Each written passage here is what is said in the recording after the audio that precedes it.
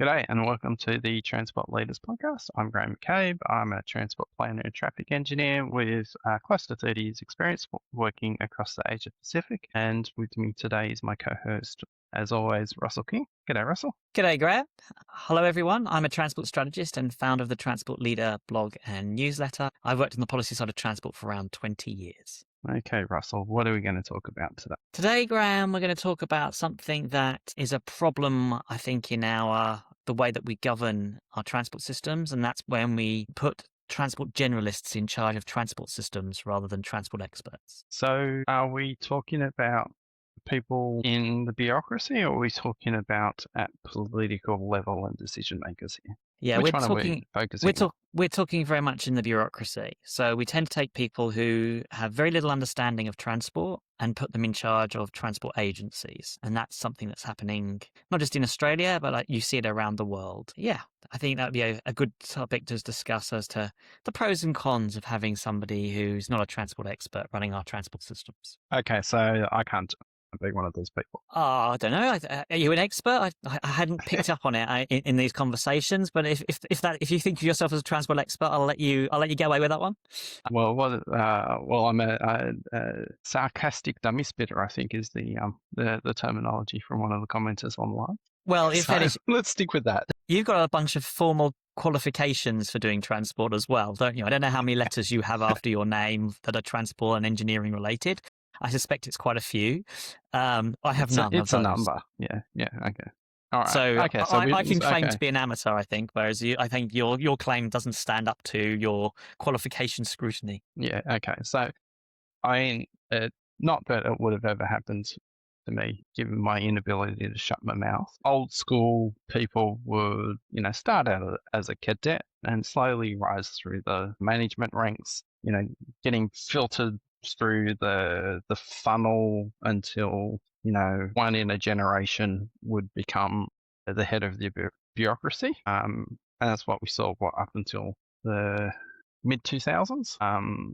And then since then, it's been more politically oriented, or do you think it started before the 2000s? Well, I think there's a kind of couple of aspects in here. So the Westminster style of government with independent public services, normally with professional public servants at the top who are really selected by the public service historically rather than politicians. One of the features of that model has often been a belief in generalists, and the underlying philosophy being that what you need is smart people at the top of the organization with good sort of generic leadership skills, and that subject matter knowledge is less important because generalists know how to ask good questions.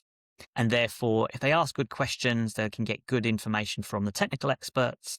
And therefore, they do not need to be technical experts themselves. They just need to be good leaders of organizations. That's, I think, the rationale for a lot of the historic putting generalists in place across agencies. You see this across the public service.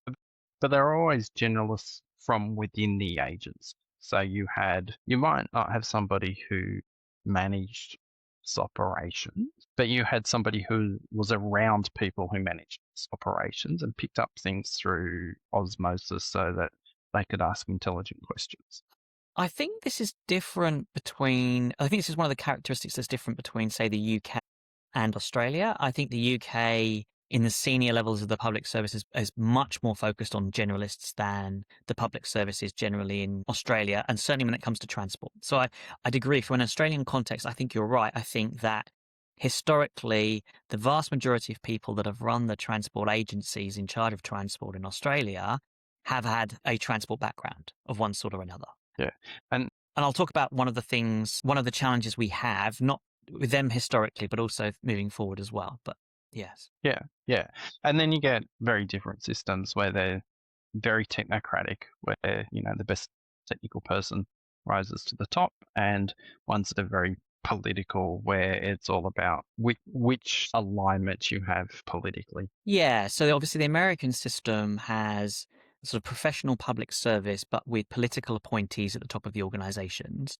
Not politicians, but political appointees, whether that's the Department of Transport federally or state level departments of transport or city level departments of transport as well. Yeah. And it's a real mixed bag for them as to whether they end up with political appointees who are appointed effectively because of their political understanding, or whether they're appointed because of their technical expertise and obviously political alignment as well, because they are political appointees. But sometimes they have technical experience in transport and sometimes they do not. I think it was marked when the most recent appointment of the head of the New York City Department of Transport, I think it's Mike Flynn, he has a long background in transport. I think it was telling that people said it was refreshing that they had somebody who understood transport as the transport commissioner for the department. So I think that gives you kind of flavor of it. The other thing I think you see a lot in the US as well is they often have like boards that are politically appointed as well in charge. And a lot of those people don't have any transport experience either. They can often be, a variety of backgrounds for political reasons, not necessarily having transport expertise on that board. Yeah. Yeah. And then you can have deep political influence and interference at the legislative level as well, in the US. Okay. All right. Well, you and I know the Westminster system in Australia, UK, New Zealand, Canada much better. So let's focus on that one. Okay. So post mid-2000s in Australia, we start getting people with zero transport experience, and often zero government or limited government experience getting appointed to senior roles. And so you've worked in ministerial office, possibly having influence in appointments. Yes, Right? I think that's fair. Yes. We appointed, Okay. we appointed when I was in the office, we appointed a new head of the department because there was a vacancy, and inevitably I was asked for my advice on it. And how far down does that political influence go these days? Does it stay at the head?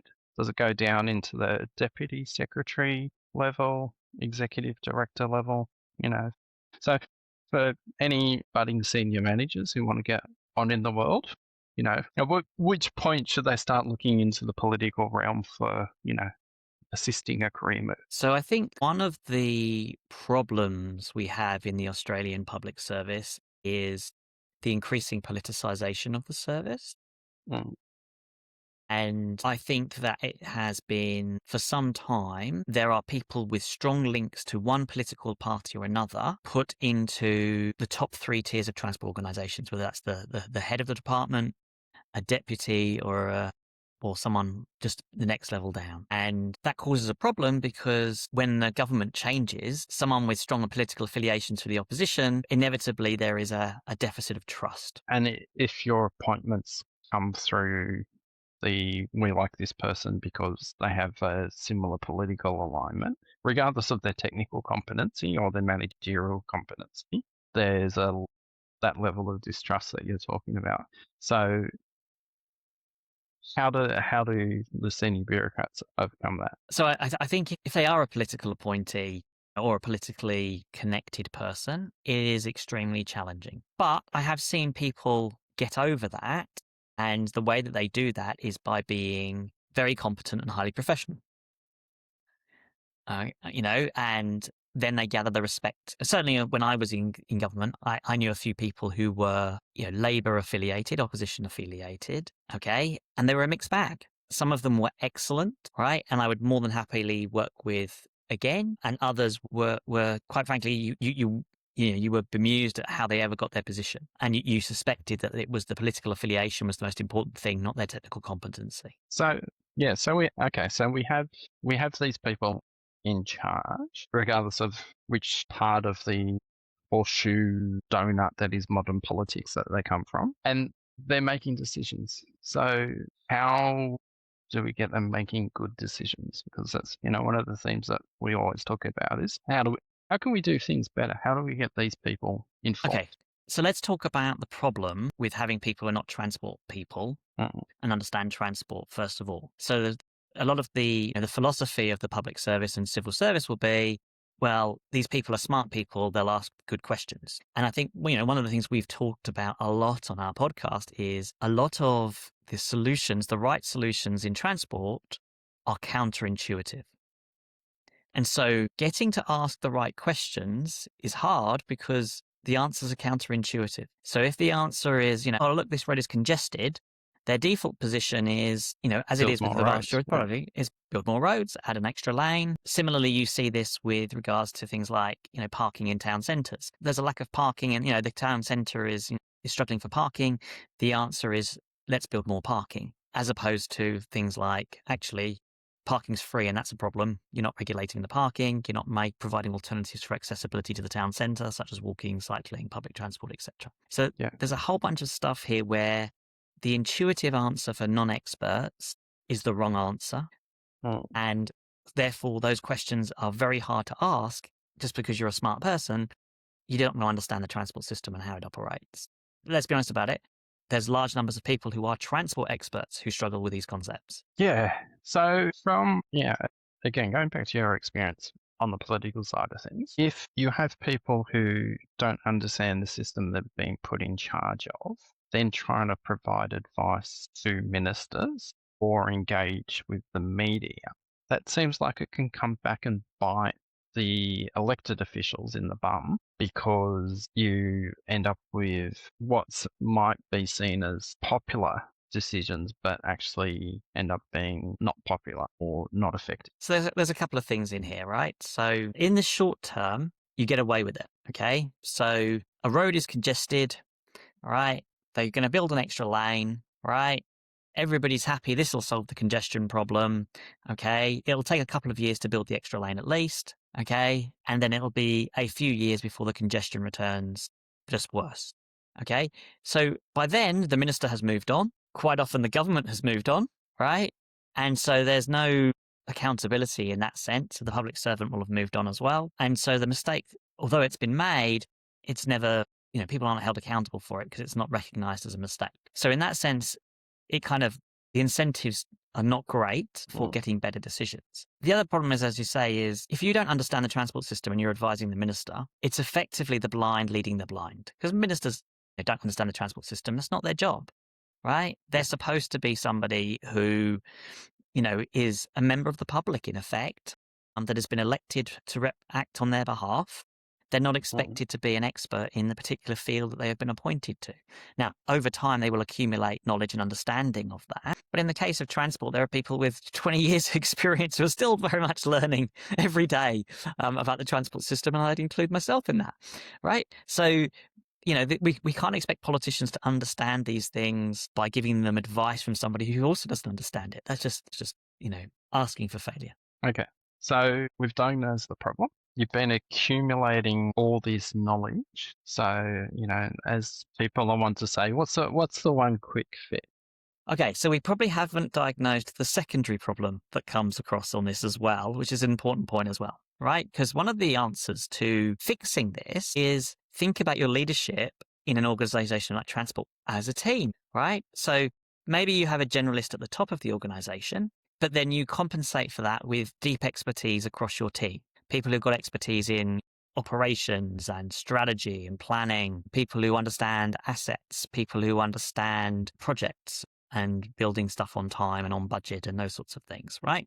So you want to get all of those competencies to compensate for the fact that the person at the top hasn't got a clue what they're, in terms of technical knowledge. The problem is that if you're a generalist, guess what you believe in is the right way forward for leadership? It's have more generalists. So you see this recently in the UK's Department of Transport. So they appointed a generalist at the top of the Department of Transport. And then they had some senior appointments, vacancies coming up, which I had seen on LinkedIn. And I thought, it'd be interesting to see who they appoint in these positions. And of course, who they appointed was civil servants from other departments with no experience in transport. So you now have 3 people in that leadership team, all relatively new to the department, but also new to transport. And yes, they might be great leaders, etc. But what you've got here is a dearth of understanding of the transport system within the leadership. How good can you expect the outcomes to be? Bearing in mind the Department of Transport in the UK has been struggling even when it's had experts. So, and going back to, talking about the actual Westminster system rather than, I suppose, lowercase Westminster system. So how has this come about? Is this that the UK is going down the same pathway of secretaries of state being involved in appointments? I think there's a little bit of that. So that is there is something of that. I don't think it's as political as it is in Australia. In fact, I'm pretty certain it's not as political as it is in Australia. But there is a kind of, is this person going to fit the minister? So there is definitely an aspect of that, but it's much less, does this person have a political affiliation? So in the civil service in the UK, I would say it's much less political. Like, people with strong political links to a political party are much rarer in the senior ranks of the civil service in the UK than they are in Australia. But there are people who are, recognised as more likely aligned with the values of a particular minister. Right. And so there's a kind of combination of, there's a lot of civil service influence on the decision still, but it's ultimately, the Prime Minister of the day is appointing the secretaries. And although it's not a direct political heavy appointment, they're looking for someone that the minister's going to get on with, which is an understandable aspect of it. But again, one of the things I think is the civil service is still recommending generalists into transport. And okay, so you've got, as we talked about, you've got this issue with generalists. Now, in our pre-discussion, you've mentioned Transport for London as an example. Is that a good example or a bad? Okay, so in terms of outcomes, London is doing pretty well on the transport side of things and has been for quite a while. It's been on a journey, but I think most people would say that London has been on the right direction for 25 or so years across a range of mayors from different colours. So, the governance model is proven over, a quarter of a century, and across multiple political parties. Now, what they've got there is they have an directly elected mayor who's in charge of transport, and the mayor appoints two people. They appoint a deputy mayor for transport, which is a political appointment. So it tends to be somebody from their political affiliation, but typically it's somebody who is interested in the area that they're being appointed to. So it's not just, you're a good bloke, you'll help me out, I'll put you in this. They tend to be a person who is political, but, so affiliated with whichever colour of party is got the mayoral office, but also actually understands the area. Okay. But more importantly, they then have another appointment, which is the commissioner, the transport commissioner. This is the person who heads up Transport for London, and they're a technical expert. And their job is to work with the deputy mayor and the mayor to deliver a transport system. So what you've got there is a combination of the political side of things, but with a spin on understanding transport and deep transport expertise. So what you've got at the senior levels of sort of decision making, other than the mayor, is quite a lot of understanding around transport.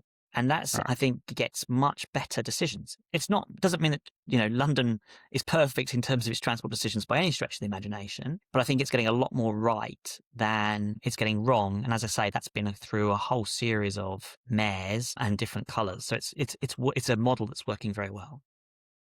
Again, we've got a system that's working relatively well, and we've got systems that aren't working so well. They're probably going to, rule ourselves out of any senior appointment in any form of government through this conversation. But hey, I've already done that, I think. But in fact, I pretty much criticised every government in the world. Actually, I think no one would want to touch me now with a barge pole. Be like, but Russell wrote a blog about how awful your policy is. Yes, he did. So I'm dead to that world now, I think. Okay, all right. So how do let's talk about how. Sorry, before we move on. Okay. Is this an issue of, when people surround themselves by people who think alike? Obviously, you get groupthink, but also there's a tendency to get for, a minister, secretary of state, whatever says, not happy with the way the agency's performing. You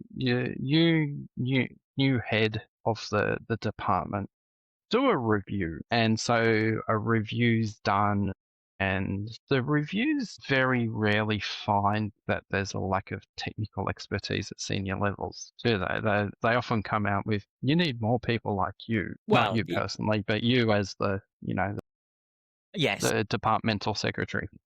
I think we'd start talking about the flaws of the reviews generally, right? Typically the people that are appointed to reviews are appointed by people who the secretary is happy with and the minister is happy with.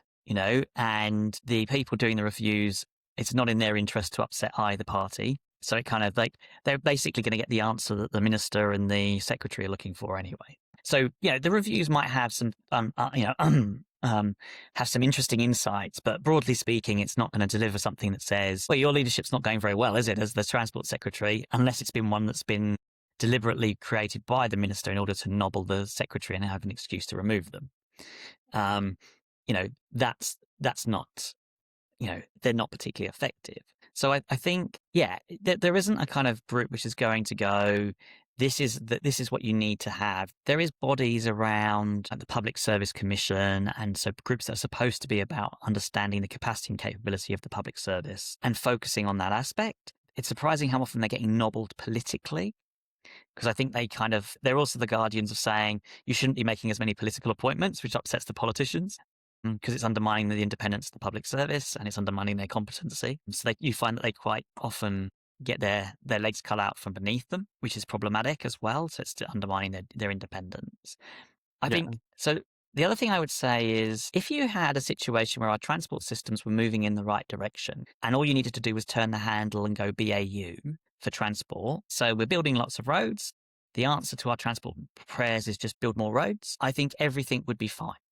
Okay, because that is the direction of travel. And when generalists take over, that tends to be, it just tends to default to BAU, with tweaks around, but nothing significant to the system. The system changes. When you need to undertake significant system changes, as I would argue that you need to do in the transport system in terms of moving away from the car-dominated towns and cities that we have to much more multimodal systems, the transition to net zero, need to rethink how we move around our cities and integrate transport and land use. You need to have people who understand those sorts of things and recognize them and can champion them and talk about how we're going to deliver them. That's not going to come from generalists, in my view. That's going to come from the people who understand it. And so if you want change in the transport system, you need people who understand this. So I think what you see is when you've got political leaders who want to make significant reforms to their transport system, as you've seen in somewhere like Paris with Anne Hidalgo, which has made significant changes, they need to appoint somebody who understands transport and has a very different view from the status quo.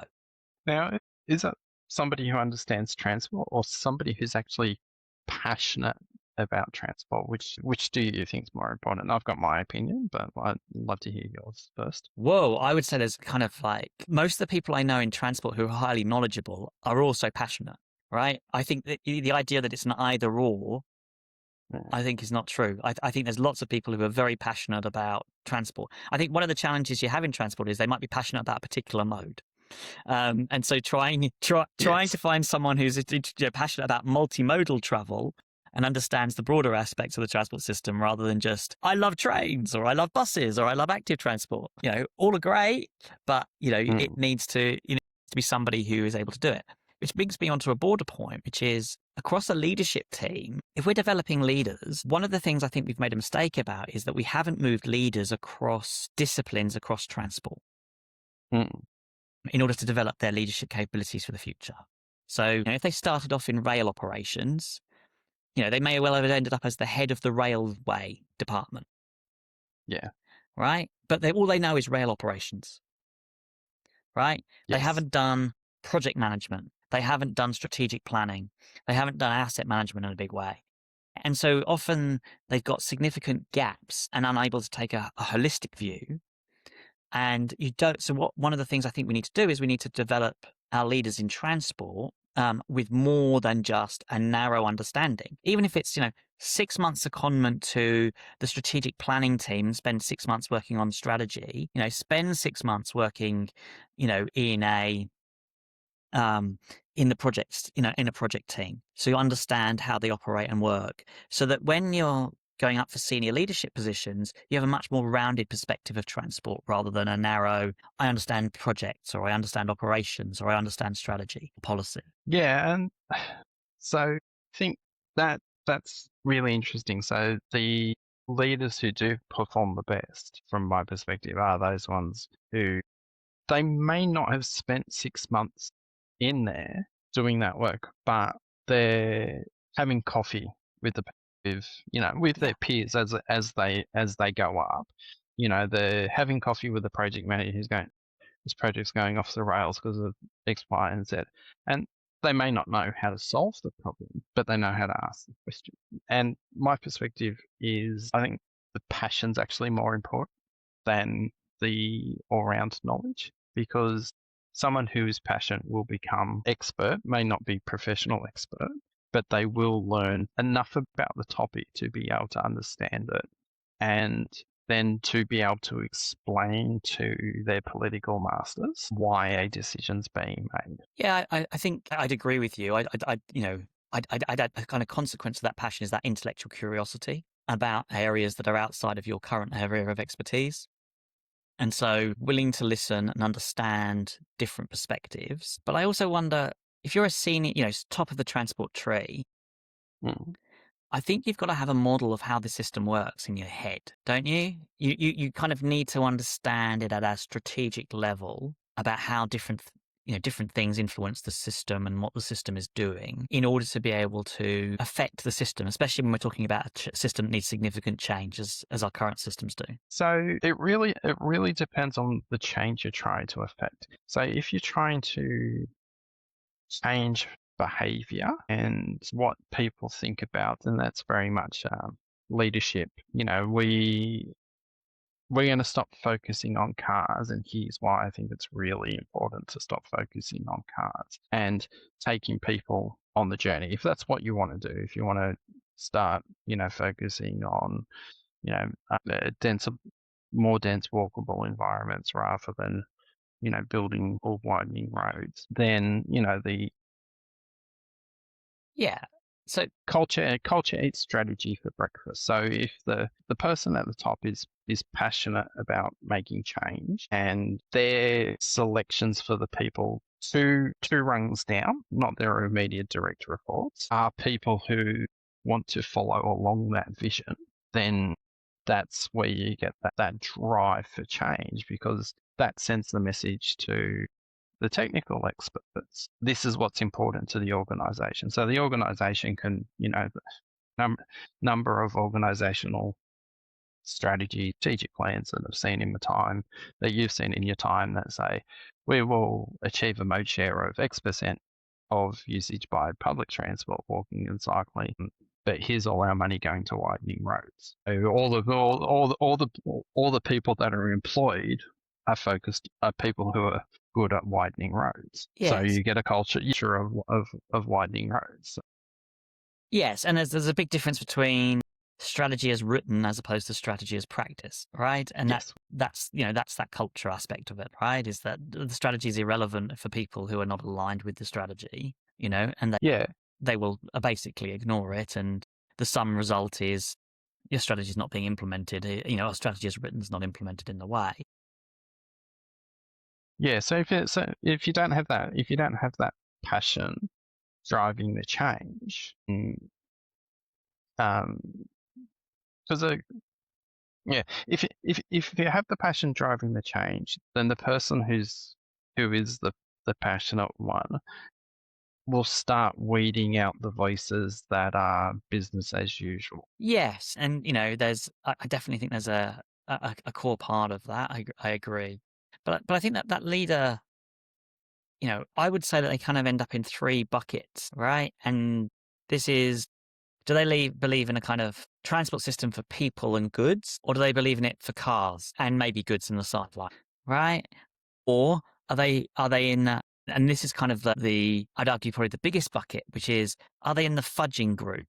Okay, which is they'll do a bit of everything. Okay, and they'll take solace in the fact that they are doing, whichever bits of that they agree with, and they're doing other bits that they don't necessarily agree with, but they're overall okay, right? Because the problem you end up with that is, I think you end up with the worst of all worlds, right? So you end up with inadequate public transport and active transport, and you just continue to build more roads, more lanes. It's just that you do more public transport than you would do if you would just focus on cars, okay? And you do slightly less road building than you would do if you were focused on cars. But the general direction is still the same, in effect. Your mode shift on public and active transport is still negligible. if anything, you're just basically treading water in most cases. So you don't see significant mode shifts in favor of sustainable transport in most cities. So, it's really about, and they'll say, oh, look, because we're investing in public transport. Yeah, but you're also continuing to build roads. You're still continuing to provide free parking. You're still continuing to build car parks, etc. And I think the problem that what you end up with is if you really want to make change, you have to stop doing that sort of fudge. That's not to say that you'd never build a road again, but you need to change significantly how you're allocating your money and moving it towards those alternative non-car modes. Yeah, and that's where the signals all the way down from the political class setting budgets. So as we the agencies will propose budgets which then get reviewed by some form of treasury or finance department, and then go through a political washing machine. And even if you have an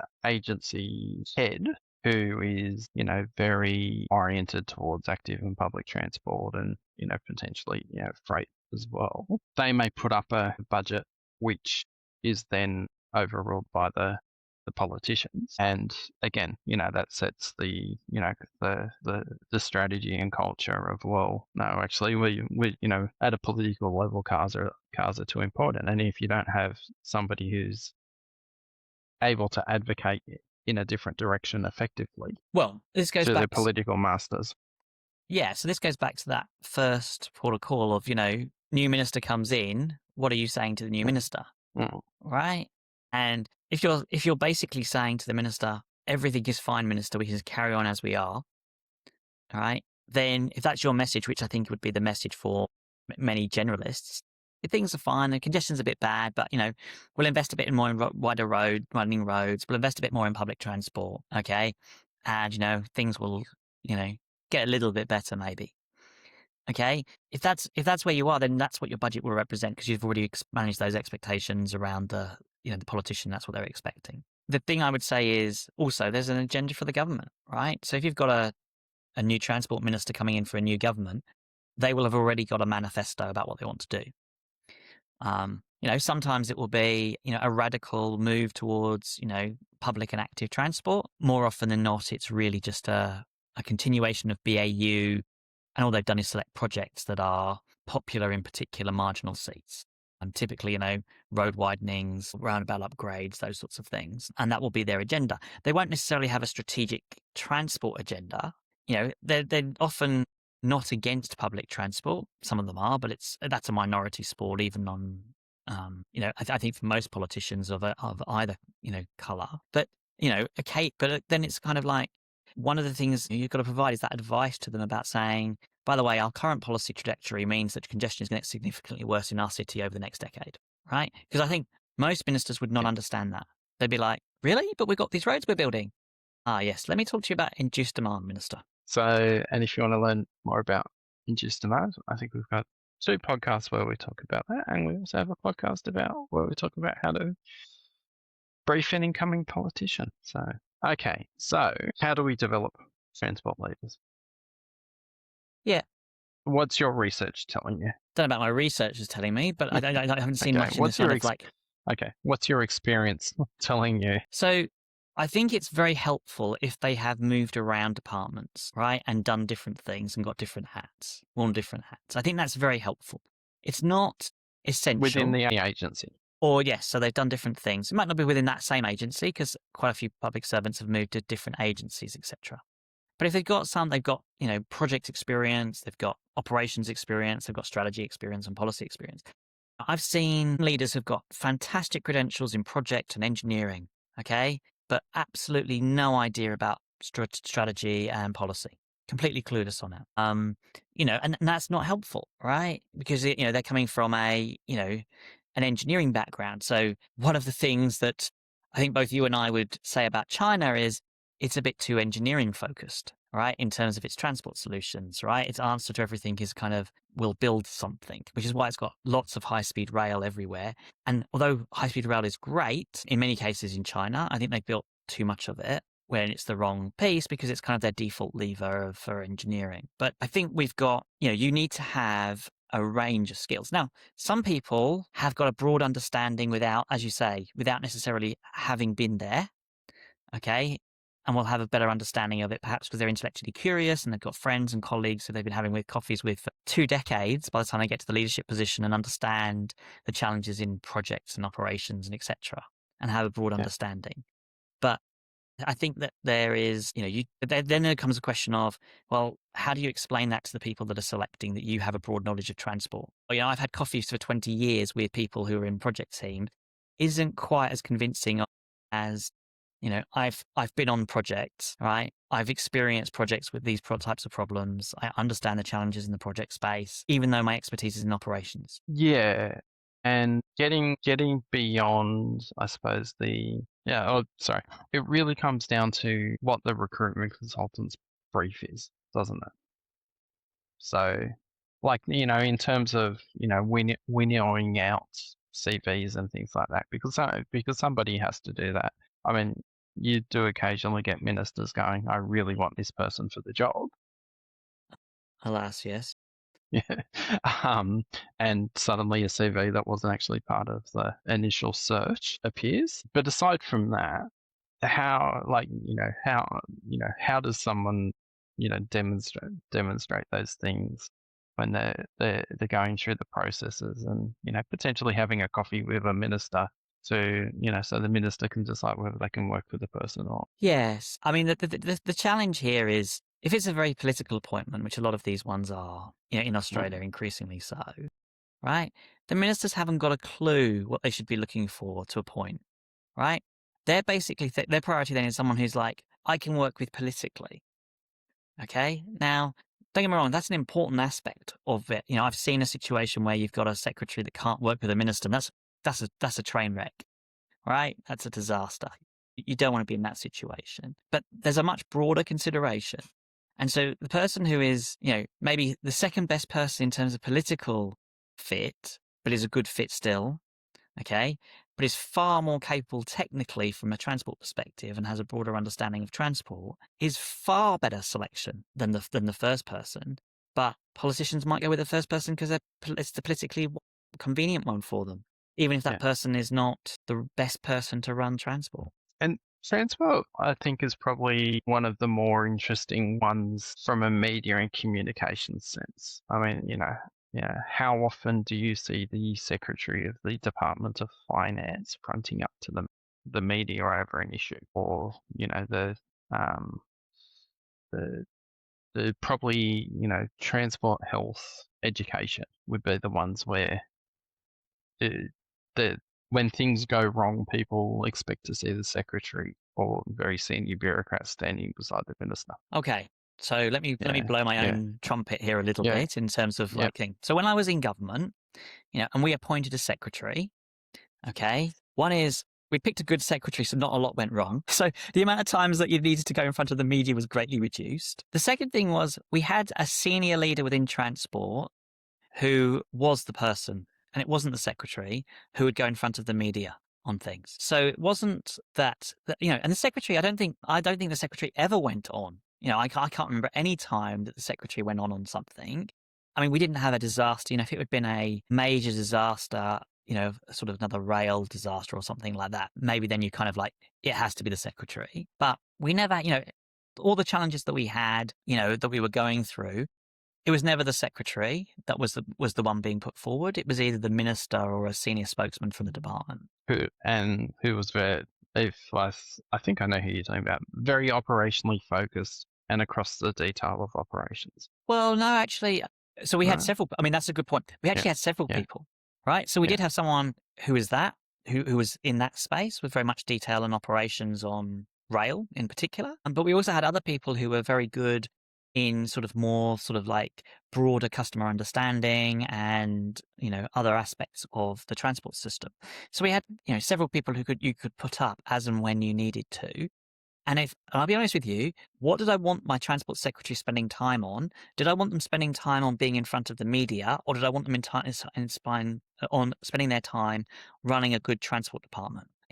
And 99.99999% of the time, I want them spending time on running a good department, right? And in fairness to the secretary, he did run a good department at the time, right? And I think it was generally considered to be a period of success on at many levels. And part of that is he didn't need to be in front of the media. That wasn't the criteria. And I would question, if your secretary has to be in front of the media all the time, something's going wrong with your department, and it's probably as a result of them spending too much time on the media and not fixing the department. So, that's, I think there's probably a strong correlation between the problems in the department and the amount of times the secretary goes in front of has to go in front of the cameras.